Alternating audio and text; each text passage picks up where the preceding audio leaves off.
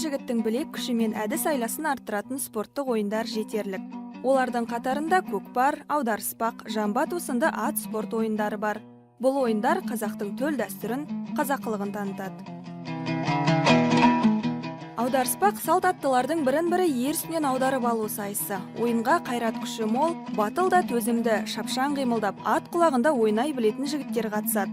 Ежелгі заманнан келе жатқан бұл ойын жаугершілік кезінде найза ұстап, қылыш шабатын жауынгерлерге қажетті қасиеттерді қалыптастырған. Аударыспақ қазіргі кезде де шопандар тойында, мерекелерде спорт ойынның бір түрі ретінде көрсетіліп жүр. Жамбаты ойынын көшпенді халқымыз жауынгерлердің мергендік қабілетін жетілдіру үшін ойлап тапқан.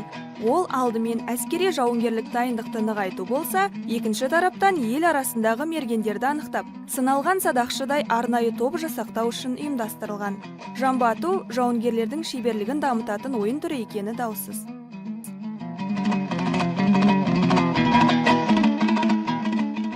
Көкпар ұлттық ат спорты ойындарының бірі. Ойынның атауы көк бөрте деген сөзден шыққан. Көкпарға 4-5 жасар серкенің семізі таңдалған.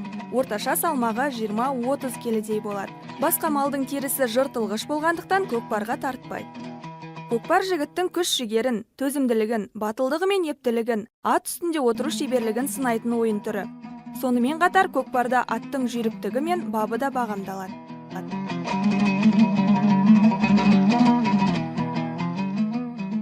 Аталған спорттық ойындардың барлығы да азаматтың бойындағы батылдықты, төзімділік пен табандылықты арттырады. Дәстүрлі қазақ қоғамында ұл бала шаңырақтың иесі, ер азамат ата-ананың қамқоры болып саналады.